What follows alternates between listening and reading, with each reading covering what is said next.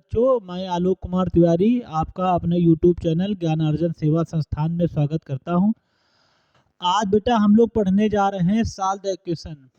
आपको याद होगा इसका जो पहला वाला वीडियो बना था उसमें a1 अपान b1 और a2 अपान b2 के द्वारा ये बताया गया था ना कि समीकरण के अनंत हल होते हैं या समीकरण के कोई हल नहीं होता या समीकरण का कोई निश्चित हल होता है। तो ये सब बातें इसमें बताई गई थी।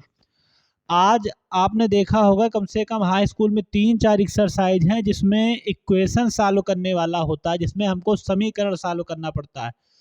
आज समीकरण सॉल्व करने की विधियां बताई जा रही हैं। आप ऐसे ओरल समझ लो, सब में विधि चाहे अलग अलग कर दी जाए लेकिन आंसर सबका सेम आता है। जैसे पहला विधि है आपका सब्स्टिट्यूशन मेथड है यानी प्रतिस्थापन विधि, ठीक। दूसरी विधि आपकी है एलिमिनेशन मेथड यानी विलोपन विधि। तीसरी विधि आपकी है क्रॉस मल्टीप्लिकेशन यानी वज्र गुणनखंड विधि। और चौथी विधि ग्राम मेथड है। ग्राम मेथड में और एक बात जान लीजिए, चारों को मिला के अगर आप करेंगे तो उत्तर आपका बिल्कुल सेम आएगा। उत्तर नहीं बदल सकता कि एक के लिए उत्तर अलग आ जाए, दूसरे में तुम दूसरा उत्तर निकाल दो। इन चारों तरीकों से अगर कोई भी दो समीकरण सॉल्व किए जाएंगे तो उनका उत्तर सेम टू सेम आएगा। तो अब हम जो है इन्हीं विधियों की सहायता से सबसे पहले आपको बहुत सिंपल से समीकरणों से समझा देंगे, फिर आपको उससे संबंधित एक एक दो दो कठिन प्रश्न है वो बता देंगे। तो आज के लिए वीडियो में यही है आपका, इसमें प्रतिस्थापन, विलोपन, क्रॉस मल्टीप्लिकेशन यानी वज्र गुणनखंड और ग्राफ विधि बताई जाएगी, ठीक है। तो सबसे पहले बेटा हम सॉल्व करके ही आपको बताएंगे। जैसे पहली मेथड है सब्स्टिट्यूशन मेथड है प्रतिस्थापन विधि। x प्लस वाई बराबर 8 है और सेकेंड इक्वेशन है x माइनस वाई बराबर 2। ये आपका पहला समीकरण, ये आपका दूसरा समीकरण। तरीका बहुत सिंपल है। प्रतिस्थापन विधि करते समय आप पहला समीकरण ले लेंगे, यहाँ लिखेंगे टेकिंग। अभी एक बिल्कुल समीकरण सिंपल से आपको बता रहे हैं ताकि आपको समझ में आ जाए। पहला समीकरण आप ले लीजिए, x प्लस वाई बराबर कितना है 8। प्रतिस्थापन का मतलब होता है किसी एक का मान दूसरे के रूप में निकाल लीजिए। तो x बराबर हो जाएगा 8 माइनस वाई। ये y आपने पक्षांतर कर दिया ना, तो x की वैल्यू कितनी आ गई 8 माइनस वाई। आपका दूसरा समीकरण कौन सा है, x माइनस वाई बराबर 2। यही तो समीकरण है x माइनस वाई बराबर 2। तो आपने जो x का मान निकाला है वो आप दूसरे समीकरण में रख दीजिए।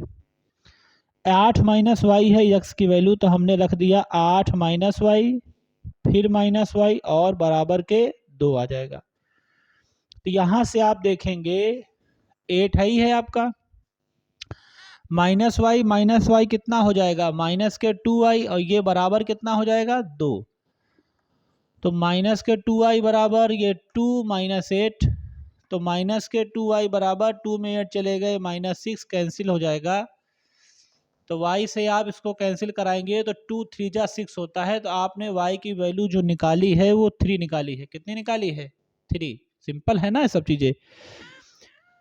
y की वैल्यू निकाल ली और आपने x बराबर कितना निकाला था 8 माइनस वाई। यही तो हमने प्रतिस्थापन किया था, x का मान y के रूप में निकाल लिया था, x बराबर 8 माइनस वाई। तो जो y का हमने मान निकाला है x बराबर है 8 माइनस वाई। तो y की वैल्यू कितनी है 3। तो 8 में 3 चलेगा कितना आ जाएगा 5।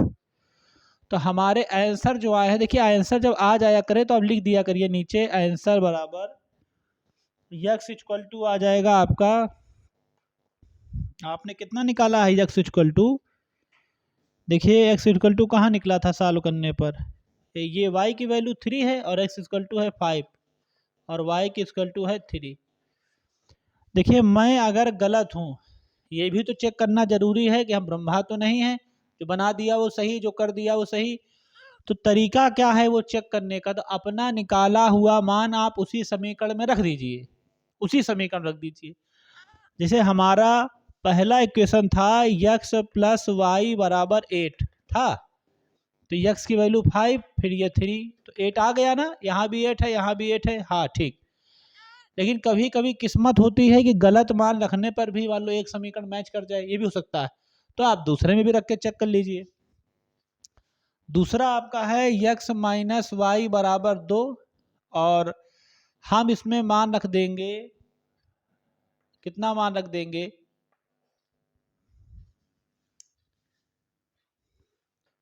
x की वैल्यू हम लोगों ने निकाली थी 5 और y की वैल्यू हम लोगों ने निकाली थी 3, तो ये आ गया 2 बराबर 2। तो आपने देखा कि हमारे द्वारा निकाले गए जो मान है और हमने जो दोनों समीकरणों में उनको रखा है, वो दोनों समीकरणों से हमारे आंसर आ गए हैं। तो इससे ये पता चलता है कि हमने जो x और y के मान निकाले हैं वो बिल्कुल ठीक है। ये सब्स्टिट्यूशन मेथड है, मतलब किसी एक से मान निकाल लो, चाहे वो x से निकाल लो, चाहे वो y से वैल्यू निकाल लो, एक से निकाल लो दूसरे में रख दो। ये होता है सब्स्टिट्यूशन मेथड, जिसको हम लोग अपनी भाषा में कहते हैं प्रतिस्थापन विधि। देखो बेटा, अपना प्रतिस्थापन विधि हो गया, ठीक है, वो सब्स्टिट्यूशन मेथड था। अब बारी एलिमिनेशन मेथड की है। एलिमिनेशन बहुत सिंपल होता है। आप सबसे पहले उन्हीं समीकरणों कर रहे हैं जिनका हम लोगों ने प्रतिस्थापन किया था, ताकि ये दिखाया जा सके कि आंसर सेम आता है। ये दिखाने के लिए किया जाता है कि आंसर सेम आएगा।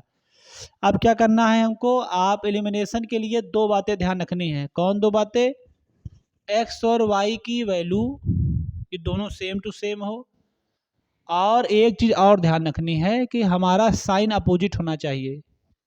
प्लस और प्लस हुआ तो कटेगा नहीं, माइनस और माइनस हुआ तो भी नहीं कटेगा। तो उनका प्लस माइनस होना जरूरी है। क्या होना जरूरी है? प्लस और माइनस। अगर मान लो दोनों सेम साइन है तो हम घटा देंगे, तो निशान चेंज हो जाएगा, साइन चेंज हो जाएगा। और मान लो सेम साइन नहीं है तो अपने आप कट जाएगा। जैसे इसमें एक आराम क्या है, बहुत आराम है हमको। पहली चीज तो आराम यह है कि इनमें किसी चीज को बराबर नहीं करना। अपना देखो y और y बराबर है, x और x बराबर। लेकिन मान लो बाई चांस यहाँ 5y होता और हमको y से y काटना होता, तो फिर हम नीचे 5 से गुणा कराते। कितने से गुणा कराते? 5 से। फिर मान लो अगर यहाँ 5y है तो फिर 5 से गुणा कराना पड़ेगा सेम करने के लिए। यहाँ मान लो 4x हो तो यहाँ भी 4 से गुणा कराना पड़ेगा। आपको वैल्यू सेम चाहिए, x की वैल्यू सेम चाहिए, y की भी वैल्यू आपको सेम चाहिए। अच्छा, दूसरी चीज क्या आराम है? प्लस और माइनस है, तो इसमें भी दिक्कत हमको नहीं, आराम से प्लस माइनस है, आराम सॉल्व कर लो, तो ये कैंसिल हो जाएगा। लेकिन ध्यान रखना, जब हम वैल्यू बराबर कर ले और वैल्यू बराबर करने के बाद उनका साइन जो है सेम ना हो, तो आपको देखो बेटा, ये y से y कैंसिल कर दिया। मैंने बताया है कि वैल्यू सेम होनी चाहिए दोनों की। दूसरी बात मैंने बताई कि साइन असमान होना चाहिए, अनइक्वल होना चाहिए।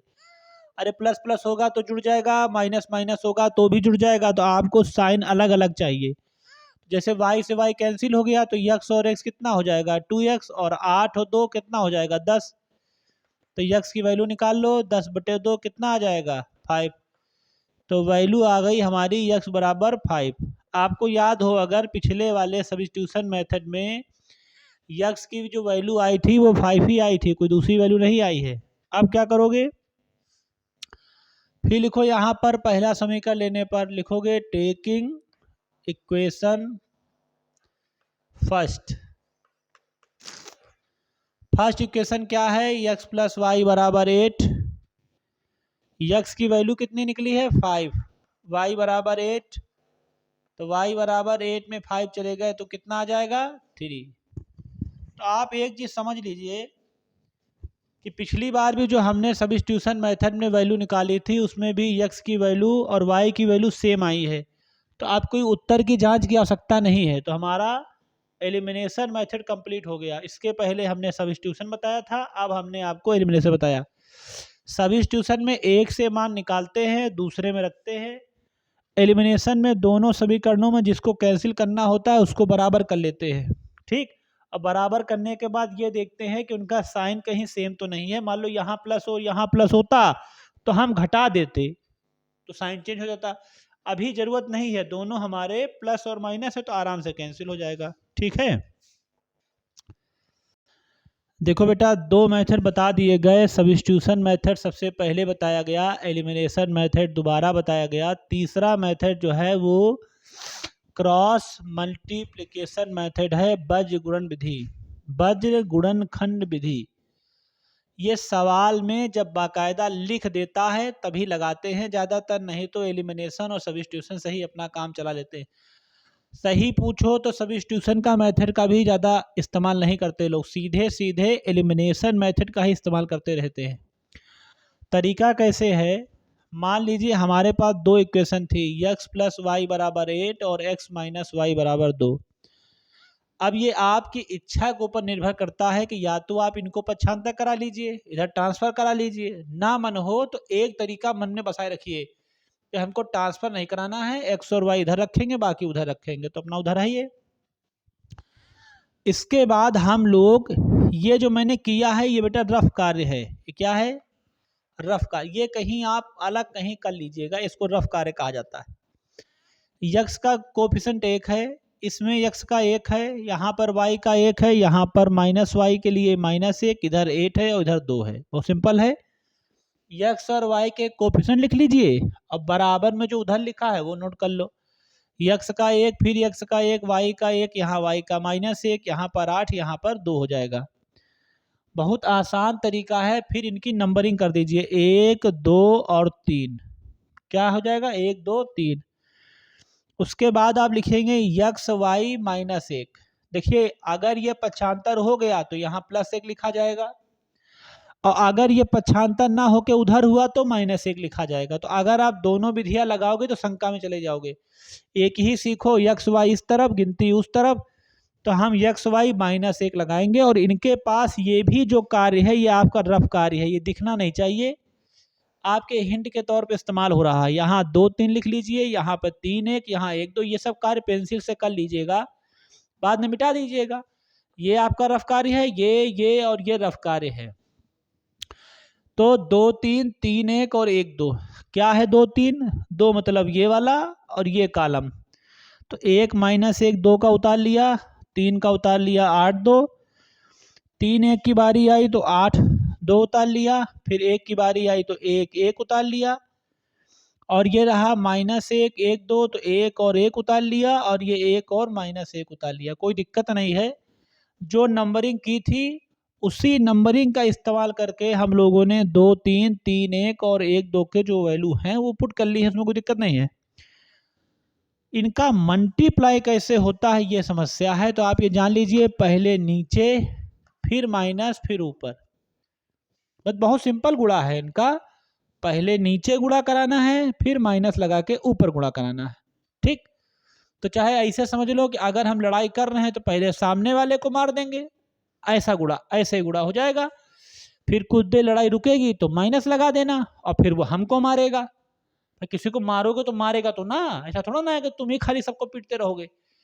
तुम ऐसे मार दिए बाढ़, भूलने वाला नहीं है कि पहले याद रखो कि हम ही पहले मारेंगे, तो ऐसे मतलब ऐसे गुणा, फिर कुछ देर रुकेगा तो माइनस, और फिर वो वापस हमको मारेगा, तो गुणा सीधा हो गया। ऐसे गुणा फिर माइनस, फिर हमको मारेगा, तो पहले ऐसे गुणा, 1 दूनी 2, तो 2 लिख दिया। फिर कहा था माइनस, तो माइनस लगा दिया, और 8 एकन्ना 8 तो -8 लगा दिया। यहाँ करोगे तो 8 एकन्ना 8, पहले नीचे गुणा, ये वाला 8 एकन्ना 8, फिर -2 एकन्नम 2। यहाँ पर 1 एकन्ना -1 और 1 1 जा 1, तो आ जाएगा सिंपल से। अब सॉल्व कर लो, सबके बीच बराबर लगा देना। ये माइनस माइनस प्लस हो जाएगा, तो 8 और 2 कितना हो जाएगा, 10। यहाँ 8 में 2 चले गए 6, और -1 माइनस माइनस कट जाएगा तो 1/2 हो जाएगा। देखिए ये आपस में बराबर है, तो एक बार आप इसको ऐसे बराबर करवा दीजिए और एक बार आप इसको ऐसे। तो x/10 बराबर हो जाएगा 1/2। सॉल्व करके x की वैल्यू 5 आएगी, और y/6 बराबर 1/2, तो इसको सॉल्व करके y बराबर 3 आ जाएगा।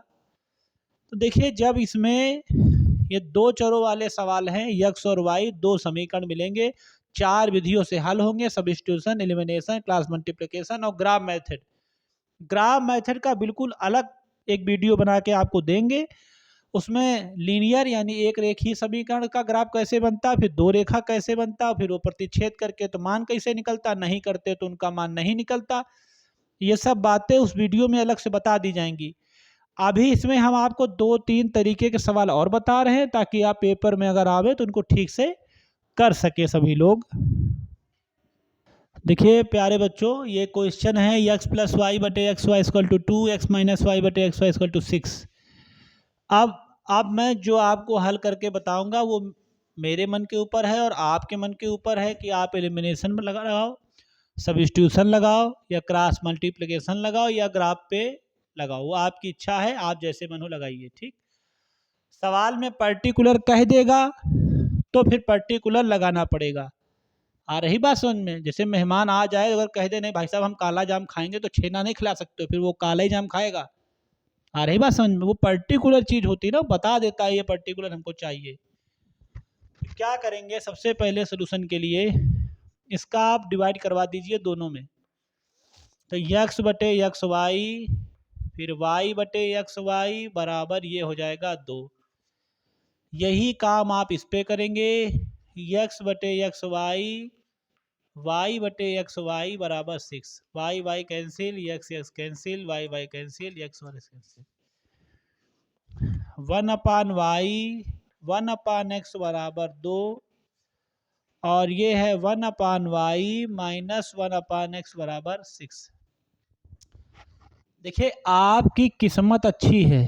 क्या अच्छी है किस्मत? कि मैं अगर इनको अभी के अभी जोड़ दूं तो आराम से 1/x कट रहा है। बात समझे मेरी? तो हम ये चाहते थे कि इसमें कुछ मान लिया जाए, तो जैसे मैं आपको हिंट करके बता रहा हूँ। चलो अच्छा इसको देख लो, इसके बाद एक सवाल और बता देंगे इसके जैसा, क्योंकि ये सिंपल है। करना क्या है, 1/y प्लस 1/x बराबर 2, फिर है 1/y माइनस 1/x बराबर 6। इसमें कुछ नहीं करना पड़ेगा आपको, ये आराम से इक्वल है ना, प्लस माइनस से कट गया। 1/y कितना हो जाएगा, 2/y, और 6 और 2 कितना हो जाएगा, 8। इनका क्रॉस मल्टीप्लिकेशन करा दो, यहाँ पर 8y हो जाएगा, और ये हो जाएगा 2 एकम 2। तो y की वैल्यू जो आएगी वो 2/8 आ जाएगी, यानी कितनी निकल के आ गई, 1/4। कोई दिक्कत है नहीं। किसी भी क्वेश्चन रख लीजिए, चाहे इसमें रख लो चाहे उसमें रख लो। तो हमने पहला वाला चुना, लिख देना इंग्लिश में, put the value of y equal to 1/4 in equation first, या put the value of y equal to 1/4 in the equation second. वो तुम्हारी इच्छा है, जहां रखना चाहो।